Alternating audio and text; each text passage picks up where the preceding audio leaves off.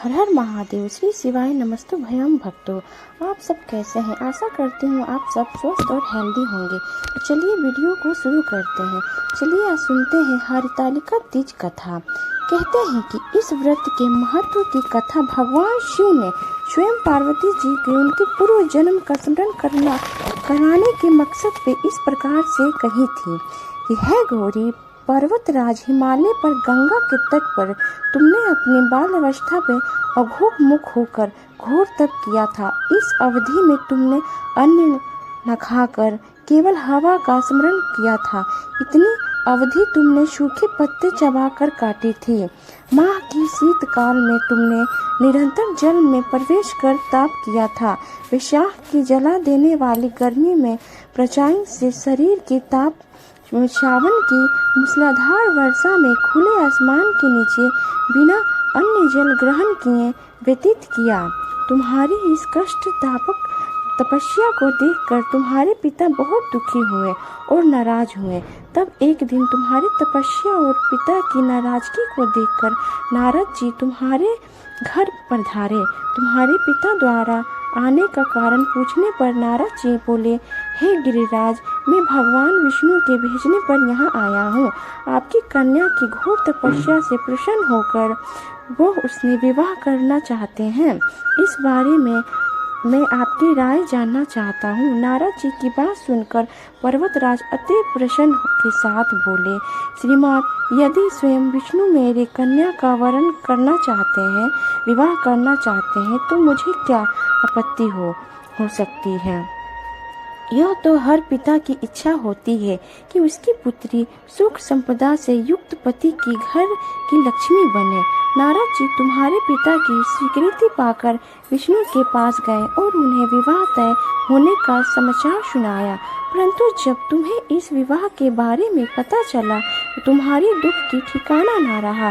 तुम्हें इस प्रकार से दुखी देखकर तुम्हारी एक सहेली ने तुम्हारे दुखी का कारण पूछा, पर तुमने बात को टाल दिया। मैंने सच्चे मन से भगवान शिव की वर्णन किया था। तुमने उसे बताया कि तुमने तो शिव का चाहा था, किंतु मेरे पिता ने मेरा विवाह विष्णु जी के साथ तय कर दिया। मैं विचलित धर्म संकट में हूँ। अब मेरे पास प्राण त्याग देने के अलावा कोई और उपाय नहीं बचा। तुम्हारी सखी बहुत ही समझदार थी। उसने कहा, प्राण छोड़ने का यह कारण हो क्या है? संकट के समय धैर्य से काम लेना चाहिए। भारतीय नारी की जीवन सार्थक इसी में है कि जिसे मन से पति रूप में एक बार वर्णन कर लिया, जीव प्रति उसी से विवाह करे। सच्ची आस्था और एक निष्ठ के समक्ष तो भगवान भी असहाय है। मैं तुम्हें घनघोर वन में ले चलती हूँ, जो साधना थल भी है और जहाँ तुम्हारे पिता तुम्हें खेल खोज भी नहीं पाएंगे। मुझे पूरा विश्वास है कि ईश्वर अवश्य ही तुम्हारी सहायता करेंगे। तुमने ऐसा ही किया। तुम्हारे पिता तुम्हें घर में ना पाकर बड़े चिंतित और दुखी हुए। वो सोचने लगे कि मैंने जो विष्णु जी से अपनी पुत्री का विवाह तय कर दिया है, यदि विष्णु जी बारात लेकर आ गए, कन्या घर पर नहीं मिली तो बहुत अपमान होगा। ऐसे विचार पर पर्वतराज ने चारों ओर तुम्हारी खोज करना शुरू कर दिया। मेरे आराध्य में लीन होकर भाद्रपद तृतीय शुक्ल की हस्त नक्षत्र था। उस दिन तुमने रेत की शिवलिंग का निर्माण किया। रात भर मेरी स्तुति से गीत गाकर जागरण किया। तुम्हारी इस कठोर तपस्या के प्रभाव से मेरा मन बहुत ही विचलित हो गया। मैं शीघ्र ही तुम्हारे पास पहुंचा और तुमसे वर मांगने की कहा। अपनी तपस्या के फलस्वरूप अपने समक्ष पाकर तुमने कहा, मैं आपके सच्चे मन से पति के रूप में वर्णन करना चाहती हूँ तथा विवाह करना चाहती हूँ। यदि आप सचमुच मेरी तपस्या से प्रसन्न होकर यहाँ पधारे हैं तो मुझे अपनी पत्नी के रूप में स्वीकार कर लीजिए।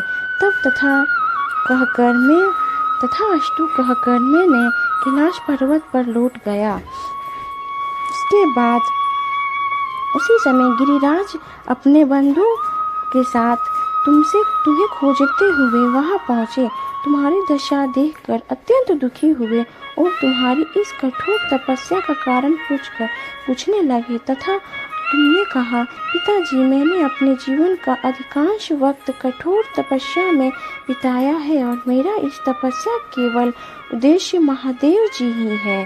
पति के रूप में मैं उन्हें प्राप्त करना चाहती हूँ। ऐसा सुनकर आज मैं अपनी कसौटी पर खड़ी उतरी हूँ। चूँकि आप मेरा विवाह विष्णु जी से करने का निश्चय कर चुके थे, इसीलिए मैं अपने आराधना की तलाश में घर से चली गई। अब मैं आपके साथ घर इसी शर्त पर चलूँगी, आप मेरे विवाह महादेव जी के साथ ही कराएंगे। पर्वतराज ने तुम्हारी इच्छा स्वीकार कर ली और तुम्हें घर वापस ले आए। कुछ समय बाद तुम्हारे पूरे विधि विधान के साथ हमारे साथ विवाह कर दिया गया।